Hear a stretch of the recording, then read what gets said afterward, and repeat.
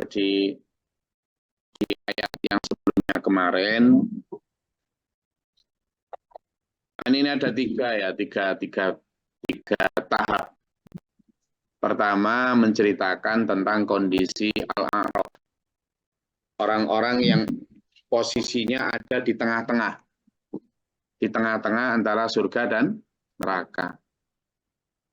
Bagaimana posisi mereka, siapa mereka. Lalu orang Al-A'raf juga yang diceritakan menyapa orang surga. Jadi orang Al-A'raf menyapa surga dan menyapa orang neraka.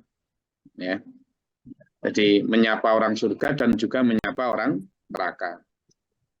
Orang Al-A'raf karena dia di tengah-tengah ini. Jadi posisinya surat ini mulai dari ayat 44 itu sampai ayat 51 ini tiga tahap, tiga kondisi, tiga fenomena. Pertama menceritakan tentang orang-orang yang ada di Al-A'raf, yakni orang yang ada di pertengahan antara neraka dan surga. Kemudian diceritakan juga orang Al-A'raf menyapa dua-duanya. Pertama menyapa orang yang di surga, lalu menyapa orang di neraka. Kemudian selanjutnya diceritakan tentang orang-orang yang berada di surga. Tahap kedua adalah fenomena orang-orang yang dalam surga, apa yang mereka dapatkan, ya. Dan orang dalam surga menyapa orang yang ada di neraka. Ini tahap kedua, jadi fenomena di mana kondisi yang didapatkan oleh orang-orang yang di surga dan menyapa, diperlihatkan orang yang dalam neraka. Jadi itu yang kemarin kita pelajari. Lalu di ayat ini, ayat yang 50 dan 51, tahap terakhir, yakni orang neraka dan kondisi mereka, serta orang neraka yang menyapa orang yang ada di surga. Menyapa. Nah, diperlihatkan itu yang kemarin saya sampaikan bahwa kesakitan yang diterima oleh orang neraka itu berlipat, itu bukan hanya berlipat.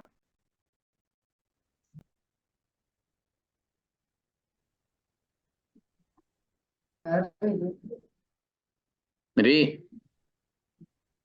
kesakitannya selain memang sakitnya api neraka itu juga karena mereka diperlihatkan akan kenikmatan yang diterima dengan orang yang ada di surga. Jadi longsonya itu luar biasa. Ibaratkan coba sampean misalnya orang miskin yang tidak punya apa-apa, kemudian makan kelaparan, kemudian melihat di sebelah sampean ada orang makan kenyang sepuasnya. Itu rasanya kan bukan hanya menderita karena laparnya itu, tapi karena apa? Melihat orang yang kenyang. Jadi sampean sedang haus luar biasa, terus melihat ada orang lagi jelek-jelek minum es. Gitu loh. Maka di ayat ini sampaikan begitu. Wanada ashabun nar. Maka berserulah penduduk surga, penduduk neraka. Ashabal jannati kepada penduduk surga. Apa yang dia seru? Tolonglah an afidu alaina minal ma.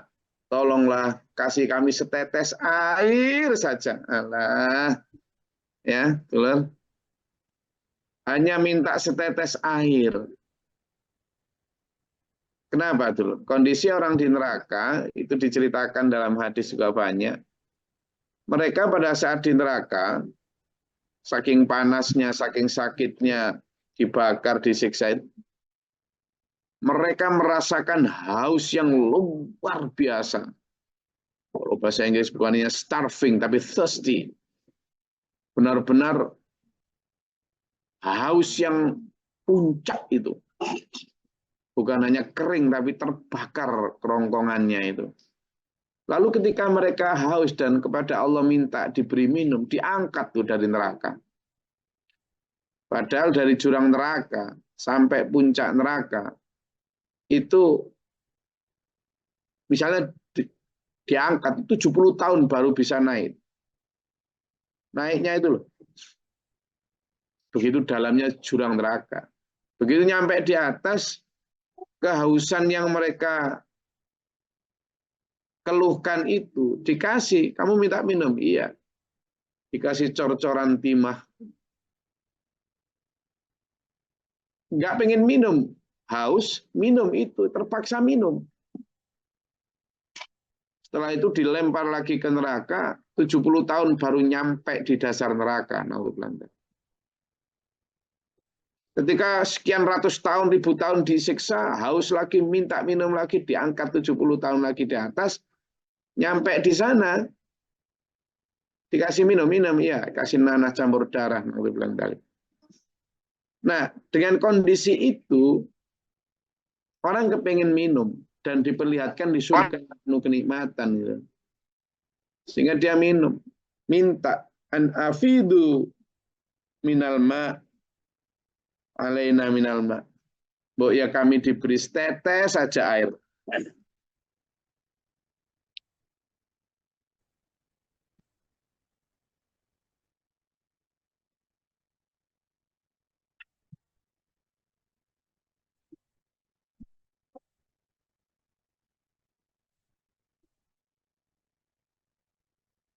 Ya, jadi mbok ya kami diberi setetes saja dari air yang diberikan kepada kamu katanya. Au mimma razaqakumullah, atau berilah apa sajalah rezeki yang Allah berikan kepadamu, entah itu buah atau sekedar kulitnya lah. Itu. Dengan mengemis-ngemis, meminta-minta, melolong minta itu, dulur. Tapi apa kata jawab para penghuni surga? Qalu, para penghuni surga berkata, innallaha harramahuma 'alal kafirin. Kami mengasihi ya bisa aja, tapi kami dilarang. Dua hal yang kamu minta itu diharamkan oleh Allah bagi kalian. Baik rezeki maupun air tadi. Tidak boleh. Haram. Lagi gitu. Jadi bagaimana kita memaknai ini tidak hanya tentang nggak enak bahas neraka, bikin pesimis. Bukan hanya itu. Karena kita bahas atau tidak kita bahas, itu akan naudzubillah min dzalik menimpa pada orang-orang, dan orang-orang itu bisa siapa saja itu. Selama ini kan kita tidak mau bahas itu kan karena kita ingin menghindari ketidaknyamanan. Padahal kalau itu tidak kita bahas sekarang, dan kemudian perilaku manusia itu sebenarnya menuju ke situ, lalu tidak mau membahas itu, orang cenderung kemudian nyaman pada perilakunya itu, padahal perilaku nyamannya itu sedang menuju ke sana. Nah, itu artinya dia sedang menggadaikan kenyamanan semu yang cuma beberapa tahun ini untuk ketidaknyamanan abadi itu. Gitu. Makanya saya mengambil resiko untuk menerangkan itu secara detail untuk wake up. Gitu. Untuk apa? Ayo bangun, ayo sadar. Gitu. Ayo sadar. Meskipun saya mengambil resiko seolah-olah mengganggu ya. Seolah-olah apa? Mengusik kenyamanan dengan cara memberikan bahasan yang tidak populer, bahasan yang kurang enak didengar gitu. Tapi tidak apa-apa lah. Seperti halnya misalnya sampean tidur lah. Ya kan?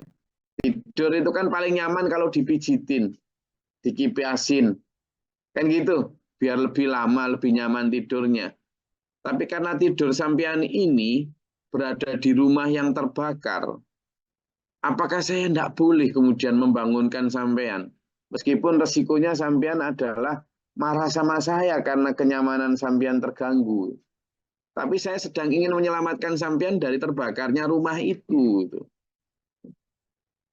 Jelas nggak? Jadi ketika saya menerangkan surga, ya saya akan mengajak sampean untuk berbicara kenikmatan. Karena memang ayatnya sedang bicara tentang kenikmatan, tentang surga. Ketika ayat bicara tentang rukhsah, rakhisah, tentang keringanan-keringanan yang Allah berikan, ya saya akan bicara tentang keringanan, bahwa Allah itu begitu banyak memberikan kemudahan. Tapi ketika Allah berfirman lewat ayat tentang bagaimana Allah ingin menguji dengan hal-hal yang berat, ya saya akan terangkan tentang hal yang berat supaya kita tidak terlena. Demikian pula tentang surga dan neraka, saya akan tetap menerangkan surga yang nyaman, yang enak sebagai iming-iming loh. Bila perlu saya akan bawa media dengan bawa makanan, minuman di depan ini. Tapi ketika Allah me-warning kita untuk tetap waspada dengan kondisi neraka, ya saya akan terangkan itu. Meskipun tadi kondisinya bisa jadi kemudian ngaji di Gus Glory kok bicara neraka. Enggak kok, saya enggak selalu bicara neraka. Ketika ayatnya bicara itu saya tetap harus nyampaikan. Yaitu tadi analoginya, ada orang yang sedang tidur gitu kan. Tapi rumahnya ini kebakar, rumahnya ini kehanyut di bawah banjir.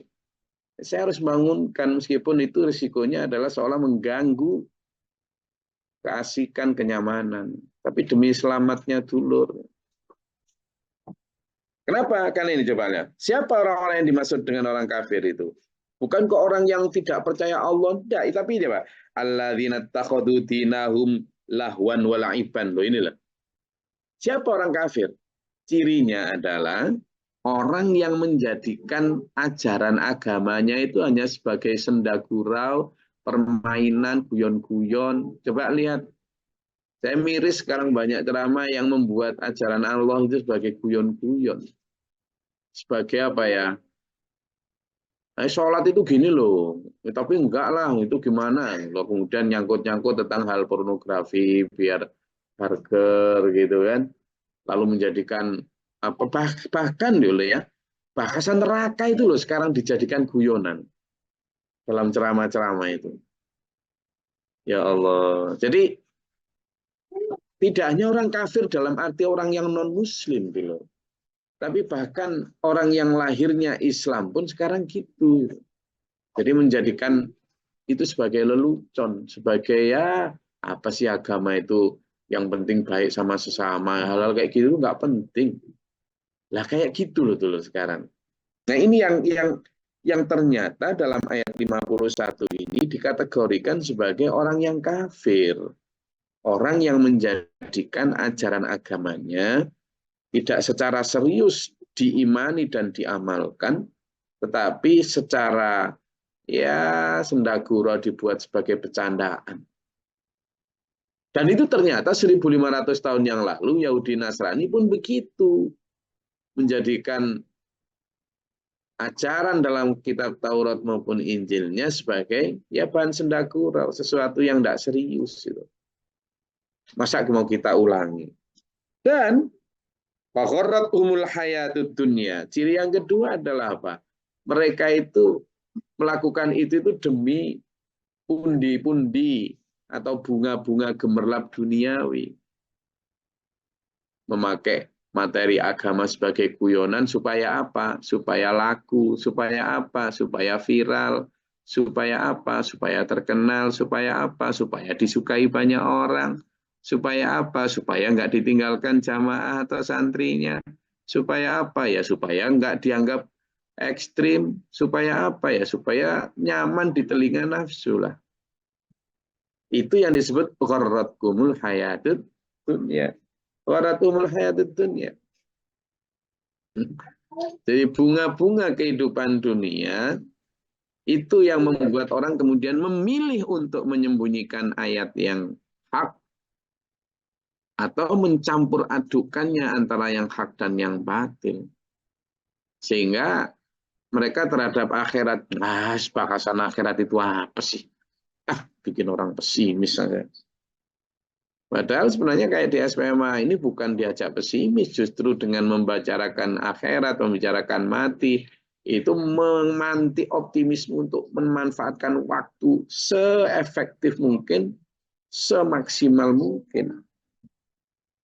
Maka kata Allah, fal yauma nansahum kama nasu liqa'a yaumihim hadza. Nah, ini sudah. Maka karena kamu dulu tidak mau diajak bahasan surga neraka, tidak mau dibaca bahasan akhirat, kamu dulu tidak mau dan lupa, tidak pernah mau diajak tentang liko ayaumihim hadza, tentang pertemuan hari-hari ini. Kan yang dinamakan akhirat itu kan pertemuan antara hamba dan makhluk kan. Nah, manusia ketika di dunia kan rata-rata begitu. Saking sibuknya urus ini, urus itu, sibuk ini, sibuk itu, tidak mau diajak bahas itu. Kalau istilahnya siapa? Istilahnya daunnya Pak Guru Mukhtar itu ngajarin kita itu kan seperti kulit pisang dan isi. Kan gitu. Saking rapatnya kulit nutupi isi, sehingga jangankan orang buta bisa melihat isinya. Orang melek itu loh tidak bisa melihat isi pisang. Apa beliau maknanya? Kulit adalah kehidupan dunia, isi adalah kehidupan akhirat. Untuk pisang tadi. Kata beliau, saking banyaknya manusia urus ini, urus itu, sibuk ini, sibuk itu, ingin itu, kejar ini, kejar itu, rapat sekali menutupi pikiran dan hati urusan akhirat, sehingga urusan akhirat tidak muncul sama sekali, tidak kelihatan sama sekali, tidak mau dibahas, sehingga jangankan orang awam mikir akhirat. Tadi yang diibaratkan orang buta tadi. Orang melek, yakni orang alim pun tidak mikir akhirat. Saking rapatnya kulit urusan dunia tadi menutupi urusan akhirat. Buktinya apa? Kalau mikir akhirat, ya kayak Rasulullah Muhammad Sallallahu Alaihi Wasallam, para sahabat, yang bahkan beliau itu aslinya kaya, tapi hartanya habis dikirim ke akhirat untuk disedekahkan. Kenapa enggak orang-orang itu? Loh, kalau mikir akhirat, para alim tadi itu, nggak mungkin tega mereka tinggal di rumah harga miliaran, padahal umatnya masih banyak yang ada di kolong-kolong jembatan, di pinggir-pinggir rel-rel kereta api, bayar kontrakan tidak mampu. Kalau mikir akhirat, tidak mungkin hati tega naik mobil harga miliaran, padahal umatnya berobat saja tidak mampu. Kalau mikir akhirat, pasti seperti Rasulullah Muhammad SAW dan para sahabat yang kita ini adalah Ahlus Sunnah wal Jamaah, pengikut para Nabi Muhammad dan para sahabat. Beliau itu ya itu tadi. Hartanya nyaris habis dipakai untuk dikirim ke akhirat. Dengan cara apa? Dipakai untuk kebutuhan agama, bangsa, dan sesama. Nah, itulah. Makanya kalimat melupakan itu benar-benar seperti analogi buah pisang tadi. Yakni saking rapatnya kulit pisang nutupi isi, sehingga jangankan orang melek buta bisa melihat isinya. Orang melek itu tidak bisa melihat isinya. Saking rapatnya ambisi kehidupan, kebutuhan, kesenangan, kejaran dunia, rapat menutupi urusan kebutuhan akhirat, sehingga jangankan orang awam, orang alim itu tidak mikir akhirat. Karena kalau mikir akhirat itu tadi nggak tega hidup di rumah yang remiliaran sementara umatnya masih di kolong-kolong jembatan. Nggak akan tega naik mobil miliaran sementara umatnya banyak yang berobat saja tidak mampu, makan saja tidak bisa. Kalau mikir akhirat ya kayak Rasulullah Muhammad SAW, kayak para sahabat beliau. Jangan kemudian itu kan Rasul, sahabat Nabi itu bukan Rasul. Dan kepada mereka kita harus mencontoh, apalagi kita mengaku Ahlus Sunnah wal Jamaah, yakni orang yang mengikuti sunnah Nabi dan para sahabat. Jangan dipikir sunnah Nabi itu hanya sholawatan. Sunnah Nabi itu termasuk the way of life, termasuk lifestyle, paradigm of thinking, bagaimana cara hidup, paradigma berpikir, pola hidup, gitu loh. Nah, termasuk yang saya ceritakan tadi, supaya tidak dilupakan Allah nanti di akhirat. Orang-orang yang tadi minta air, kemudian kata Allah, jangan, haram untuk kalian, itu karena ketika di dunia, seperti ini, فَالْيَوْمَ نَنْسَاهُمْ كَمَا نَسُوا لِقَاءَ يَوْمِهِمْ هَذَا. Kami sekarang melupakan kalian, tidak mau, tidak nengok, berpaling dari kalian, tidak sudi dengan segala permintaan kalian. Kenapa? Karena kalau dulu kamu selalu melupakan kami, melupakan hari ini, diajak bicara ini juga tidak sudi. Kamu kan gitu dulu, gitu. Diajak bahasan ini tuh nggak kerasan, belas itu. sudah nggak seneng, pengen perus, apa sih ngajinya, apa sih, matiin, melengos, kan gitu. Hanya karena materi yang tidak cocok dengan nafsu. Padahal seperti yang kemarin disampaikan Pak Yan itu, saya nggak suka Gus bahasan neraka itu, karena saya nggak mau di sana. Itu bukan berarti nggak suka diajak mendengar beliau itu. Maksudnya baik, positif. Artinya kita tetap harus membahas tentang surga maupun neraka. Tapi bahasannya itu adalah saya nggak suka di neraka, maksudnya begitu. Jadi jangan nggak mau diajak bahas dulu, serius. Kenapa sih kita sering banget diingatkan tentang akhirat? Ya karena kita nanti di akhirat diingatkan tentang dunia, gitu loh. Ya ini, jangan sampai nanti kita di akhirat itu diingat-ingatkan tentang dunia kayak ini. Wal yauma nansahum kama nasu liqa yaumihim hadza. Kami sekarang melupakan kamu karena kamu dulu melupakan kami. Nah, sekarang sampai tak ingatkan supaya nggak digitukan nanti di akhirat. Ayo ingat, gitu loh, dulur. Ayo ingat. Alah, hidup kita paling 2, 3, 5, 10 tahun, 20 tahun. Sudah, NDN, ngapain ya Pak? Ya kan? Gitu loh, 30 tahun, ngapain ya Pak? Wa makanu bi ayatina yajhatun, dan kamu terhadap ayat-ayat kami rata-rata itu ingkar, tidak suka, noleh pun tidak mau, diajak ngaji. Ya itu tadi, siapa sih? Matiin itu. Ngaji apa itu? Ya kan? Ya dulu ya. Jelas nggak? Jadi ini tadi, kenapa sampai ditulis itu di rumah, di kaca rumah seseorang dulu jamaah itu. Kenapa kita diingatkan akhirat? Karena nanti supaya nanti di akhirat kita tidak diingatkan tentang dunia. Nah ini, konbien dulu kamu, ya kayak gitu, surat At-Taubah itu misalnya. Ini rasakan apa yang dulu kamu sembunyikan, yang tidak kamu zakati. Ini rasakan, gitu-gitu. Nah supaya nggak gitu, kita ini ayo mau dan terima ketika diingatkan terus di dunia tentang sana, supaya keep alert, ya. Itu dulu. Monggo, kalau ada yang mau ditanyakan atau dinyatakan, silakan. Assalamualaikum warahmatullahi wabarakatuh. Assalamualaikum. Alhamdulillah di Oku Selatan ini Gus sudah mulai turun hujan sudah beberapa hari ini dan semoga berkah.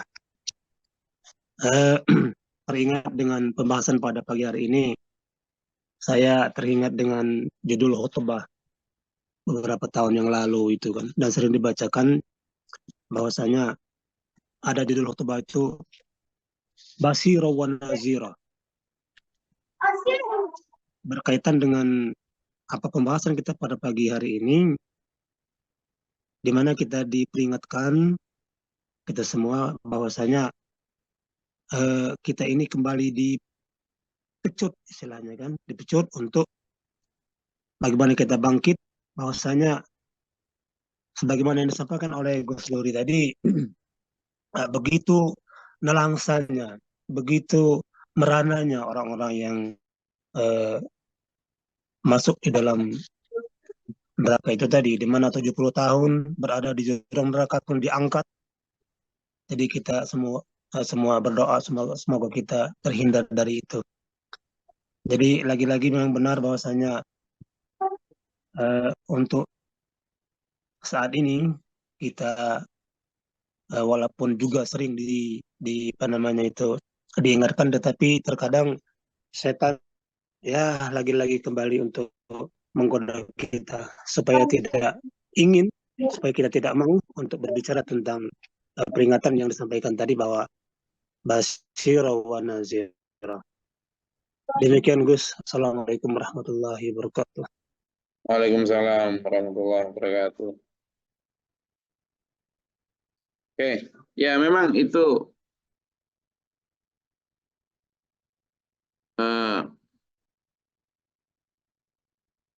fenomena yang ya nggak bisa dipungkiri, dan memang kita seperti apa air yang di atasnya ada apa itu namanya lepok atau apa itu yang kalau disingkirkan nanti kelihatan airnya, tapi kalau dilepas itu nanti kembali lagi kayak daun-daun kecil yang menutupi air itu loh. Nah, kita jangan sampai segitu. Kenapa? Karena ketika ditiupkan api untuk nyala, api unggun itu nyala, itu terang sekitarnya. Tapi begitu yang niup nggak ada, gelap lagi. Maka pengajian semacam ini saya selalu menyarankan untuk ayo kemudian setelah ini kita bekerja sehat, tapi tetap sambil ingat Allah, dan kalau mungkin sambil menyampaikan dalam bahasan apa supaya kita tetap ingat ya peringatan-peringatan semacam ini. Oke. Ada lagi? Assalamualaikum warahmatullahi wabarakatuh. Salam. Membahas masalah surga neraka memang sangat menarik. Menarik juga menakutkan, juga mensyukuri ya Gus ya. Bagaimana kita mensikapi setiap bahasa itu antara surga dan neraka. Nama yang saya tanyakan ini Gus, untuk surga ya, apakah nanti ya mudah-mudahan ya Allah, semoga kita semua tuh ditempatkan di surga Allah ya Gus ya. Tentunya dengan keluarga, anak-anak kita, suami dan istri. Nah, apakah kelak nanti kita bisa dipertemukan lagi dengan mereka seperti hanya kita di dunia, Gus? Itu antara istri, anak, orang tua, suami dan seperti itu, Gus. Apakah akan dipertemukan oleh Allah di sana nanti? Terima kasih. Assalamualaikum warahmatullahi wabarakatuh. Waalaikumsalam warahmatullahi wabarakatuh. Pak Anissa tolong dibuka di surat Ar-Ra'd. Silakan. Di surat Ar-Ra'd.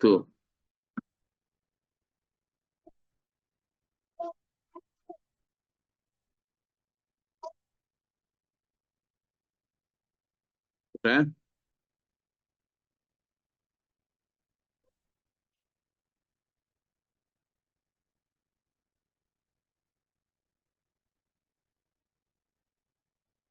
Ayat 23.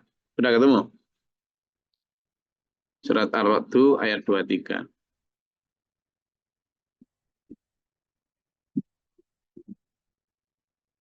Halo? Ya, mungkin yang lain Ya, bisa dibantu. ayat 23. Ya, silakan. Yaitu surga-surga Aden, mereka masuk ke dalamnya bersama dengan orang yang saleh dari nenek moyangnya, pasangan-pasangannya, dan anak cucunya. Sedang para malaikat masuk ke tempat-tempat mereka dari semua pintu. Oke. Subhanallah. Itu bagaimana surga. Kemudian ayo gantian. Yang lain dibuka di surat At-Tur ayat 21. Gantian. Mungkin yang tadi belum baca. Surat At-Tur ayat 21. Ini untuk menjawab pertanyaan Bu Anissa tadi. Surat At-Tur ayat 21. Izin Gus. Tadi sudah baca Bu Parni, gantian yang lain bawa. Silakan, biar semuanya kebagian. Siap Gus. Enggak, siapa yang belum baca tadi biar kebagian juga? Oke, izin Gus. Silakan ayo. A'udzubillahi minasyaitonirrajim. Bismillahirrahmanirrahim. Dan orang-orang yang beriman beserta anak cucu mereka yang mengikuti mereka dalam keimanan, kami pertemukan mereka dengan anak cucu mereka di dalam surga. Dan kami tidak mengurangi sedikit pun pahala amal kebajikan mereka. Setiap orang terikat dengan apa yang dikerjakannya. Nah, itu jawaban pas dari apa yang ditanyakan Bu Anissa. Jadi saya menjawab hanya berdasarkan Quran saja. Apakah kita nanti bertemu Gus di surga? Kalau kita berada di surga, itu surat At-Tur dari surat At-Tur ayat 23, surat At-Tur ayat 21. At-Tur sama jelas. Dan kami akan mempertemukan mereka, gitu kan? Orang-orang yang beriman bersama anak cucu akan bertemu mereka. Tapi apa? Ada syaratnya tuh. Setiap orang terikat dengan apa yang dikerjakannya. Itu kalau sama-sama dalam satu frame kebajikan, dalam satu perahu kebenaran, dalam satu konsep keimanan, di dalam satu derap amal soleh. Jadi makanya saya selalu mengatakan, ayolah kita cintai istri kita cintai suami kita, anak kita rawat, kita nafkahi, tapi kita cintai, kita rawat, kita nafkahi dunia akhirat mereka gitu loh. Makanya Pak Guru itu selalu mengatakan untuk membuka kulit pisang, untuk tahu isi pisang, buka kulitnya kan itu. Untuk tahu akhirat, kurangi kehidupan kenikmatan dunia. Jadi ketika sampean misalnya mau ngasih istri sampean uang 500.000 untuk beli baju, Dek ini beli baju, aku punya uang 500.000 untuk kamu beli baju silakan. Tapi bilang begini, Dek aku punya uang 500.000, tak kasih kamu 250.000 untuk bajumu nafkah akhirat. Sementara 250.000 untuk bajumu di dunia Dek. Di 50-50, mikir dunia, mikir akhirat. Ngasih nafkah dunia, ngasih nafkah akhirat. Mau ngasih jajan anak, nah ini jajan untukmu 20.000. Nih 10.000 untuk jajanmu sanggup sekolah ya. 10.000 untuk kamu nanti jajan akhirat. Nah gimana Pak? Ya nanti bagiin teman-temanmu yang miskin yang nggak punya jajan itu. Selalu begitu gitu loh. Supaya nanti bareng di akhiratnya. Nah, Bapak mau jamaah nih, ikut yuk, biar nanti bareng di akhirat sayang. Bojo, ayo ngaji bareng yuk, supaya nanti konsep kehidupan kita sama, satu derap langkah. Aku itu mencintaimu bukan hanya dunia, nak. Bojoku, bapakku, ibuku, dunia akhirat. Aku pengen bareng kamu di akhirat. Nggak bisa kalau kita beda jalan, maka harus satu jalan, satu derap langkah, satu perahu, gitu loh, dulur. Ya, tanya ajak selalu, pastikan sanak kerabat kita seperti yang dimaksud dalam surat At-Tur ayat 21 dan Ar-Ra'd ayat 23. Saya rasa itu kajian kita pada pagi hari ini. Semoga bermanfaat dan berfaedah. Allah selalu merahmati kita. Kita dalam syarat mustaqim. Amin. Allahumma sholli wa sallim wa barik ala sayyidina. Allahumma fir lil mu'minin wal mu'minat wal muslimin wal muslimat. Allahumma ahdina fi man hadayta wa afina fi man afayta wa lana fi man tawallayta wa barik lana fi ma atayta wa qina syarra ma qadayta. Amin. Astaghfiruka wa atubu ilaika wa sallallahu alaihi wa sallam. Allahumma dafa'na al-bala' wal waba' qad al-astani min jami'i. Rabbana la taj'alna fi dhalin wa rafa' darajatana fi an-nar. Rabbana man faktubna ma syahidin rabbana la tuzigh qulubana ba'da idh hadaytana. Wa ta'ala nabiyya rahmatika Allahumma anzil 'alaina rahmatan wa qadran tarab. Amin. Allahumma afrigh lana sabra wa sabbit imanana wa ansurna al-kafirin. Ya Allah rabbana atina fid dunya hasanah wa fil akhirati. Subhana rabbika rabbil izzati amma yasifun wa salamun 'alal mursalin rabbil alamin. Ya, berdoa semoga kita semua dipertemukan dalam surganya Allah bersama para nabi yang saleh. Assalamualaikum warahmatullahi wabarakatuh. Waalaikumsalam. Allahumma rahamna bil Qur'an waj'alhu lana imaman wa nuran wa hudan wa rahmah. Allahumma lakirna minhu ma nasina wa'allimna minhu ma jahilna warzuqna tilawatahu ana al-laili wa atrafan nahar ja'alhu lana hujjatan ya rabbal alamin.